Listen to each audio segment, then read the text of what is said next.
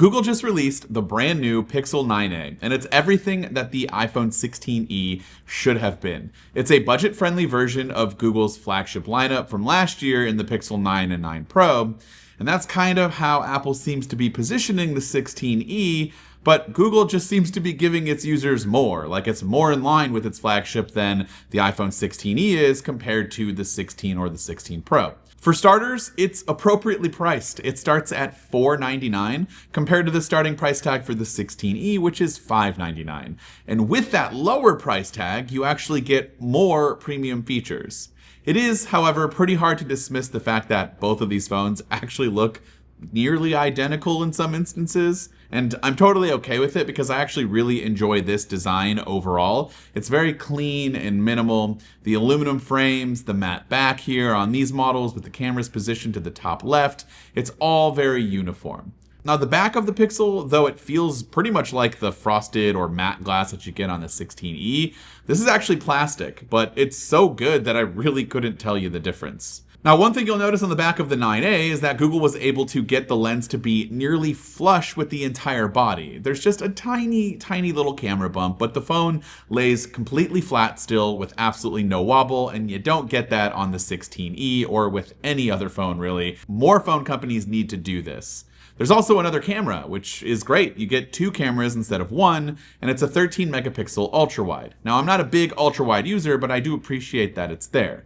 Now, both phones also have the main sensors sitting at 48 megapixels, and they both offer some pretty decent photos overall. Now, I don't think anyone's going to be really upset with the images that you get, but it is worth noting that obviously these sensors and images coming out of these phones are not going to be quite as good as what you would get with the flagships. But again, for $500 or $600, it's not awful. They're mostly pretty good. It has to be the right lighting situations, but it works. It is kind of a toss-up for me here on which ones I like more. I feel like portrait mode goes to the 9a. You could also take portraits of anything on the 9a, inanimate objects, whatever the case might be, but you can only take portraits of people with the 16e. I think the standard photos also can go either way, but I'm kind of leaning more towards the Pixel. I've always liked the way the camera looks, except for video. No video boost on the 9a is a bit of a bummer, and so the iPhone here wins it for me. Now, if we move over to the displays, these are also a bit different, with Google offering a couple more premium features here, but overall, I think the iPhone, especially the specs on paper, the OLED display on the 16e is just a little bit better. The bezels are also a little bit thinner, but both of them are pretty chonky in terms of bezels here. They're quite noticeable. And you'll also notice that the text is a little bit sharper and the color is a little bit more vibrant. But overall, great displays on both, especially for the price. Now, the Pixel 9a, that offers you a 120 hertz refresh rate, which is something you don't get on any iPhone that's not labeled an iPhone X Pro, whatever the case may be, 15, 16. You get the point.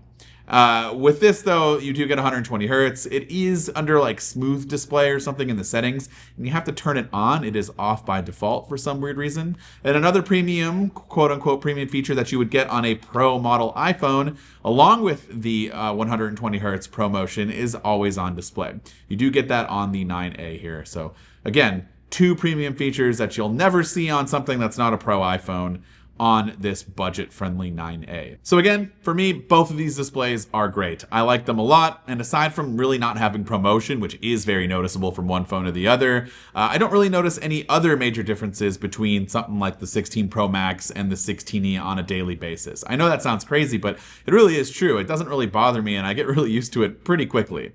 There is a notch present on the 16e, which is something I haven't had for a few years, and the 9a goes for more of that camera cutout look. And both of these phones do have a facial unlock feature, but Face ID just goes a little bit deeper than unlocking your phone, and it's actually the only biometric present on this device, and so it can be used for authenticating payments. The Pixel 9a does include a fingerprint sensor, which is how you'll, basically unlock the phone and authenticate payments and other things like that. But you do have, again, a little bit of a face unlock here, and it works fine, but it's only for unlocking your phone. Both phones are running their own custom chip, so the Pixel 9a has Google Tensor's G4 chip, while the iPhone 16e is running off the latest A18 chip, though it is a little bit binned down compared to what you would get on the 16 or 16 Pro. I personally don't do a whole lot of gaming or really anything crazy on my phone besides the usual. So texting, emails, browsing social media, watching lots of YouTube videos. I'm definitely not noticing any performance issues on any of these phones when it comes to those tasks. Just daily use is totally fine. No lags, no hiccups, no fuss. I like that. But I've seen some others out there who have mentioned that the G4 on the Pixel 9a kind of struggles a bit with gaming, especially compared to the A18 on the 16e. And while I did do some minor gaming, I don't know, I didn't really notice anything crazy. Maybe I'm not playing the right games, but I'll take the people who do a lot of that stress test, I'll take their word for it. There are a slew of other AI features on each device, and both phones do a great job at processing those AI tasks and features. But I'm just going to go ahead and say that the main AI features on the Pixel 9a that go up against Apple's versions of them, if it exists at all, are just a lot better right now. Everything's more smoothed out. Obviously, we know what's going on with Apple and Siri and its AI and Apple Intelligence features. It's a bit of a mess right now. You do get Google's Gemini, which is a much better assistant right now than Siri.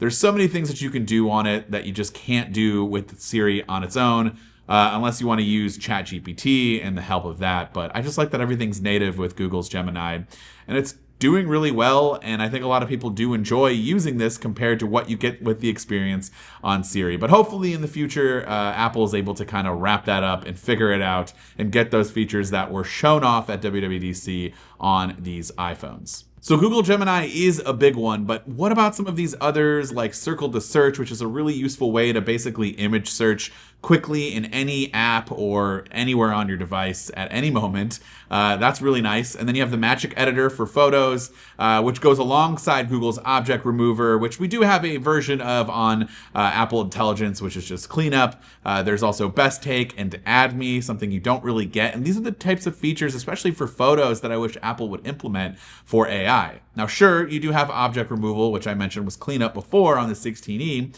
It's fine for the most part, but having the ability to also generate content as opposed to strictly content-aware fill is so much better. This is similar to those videos that you've seen with other devices like the S25 Ultra and its generative edit. We had a post on Instagram that got some steam because of how it was able to generate something that sort of looks like what was supposed to be there or what was being covered up, instead of just completely removing like some fingers, for example, or smushing the face or whatever the case may be. I think I even prefer the Pixel Studio over Image Playground. I just feel like it's a much more refined app, and you can get some better options than what you're getting with Image Playground. But again, it's early for Apple Intelligence. Siri has been behind for a while, but those other features we have to give the benefit of the doubt. It's still early, and Google has been kind of doing this for a little while now. But to sum it up, if you're a big AI fan, the feature set on the 9a to me right now is just a little bit more refined and solid and further along than what you're getting on Apple Intelligence. Lastly, battery life is going to go probably to the iPhone 16e, even though the Pixel 9a does have a bigger battery. It's just not quite there yet, and that's probably because I am running some of those two premium features that would waste your battery, always on display and 120 hertz.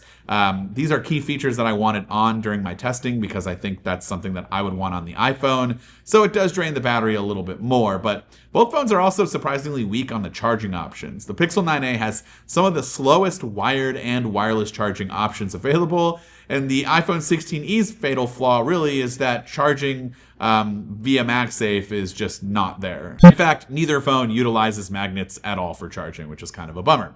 Overall, I think the choice is clear, assuming that you are platform agnostic and don't care about the ecosystem and all of that, which is basically the biggest reason why I'm not using a Pixel phone as my daily driver or a foldable phone or anything that's not an iPhone, because I'm just still stuck into that ecosystem. But if you're just looking at what gives you the most bang for your buck, which gives you more for that $100 price difference, you're going to want to go with the Pixel 9a. You're just getting a lot more compared to the 16e right now. But would love to hear from you in the comments down below. What are your thoughts? Which phone would you go with?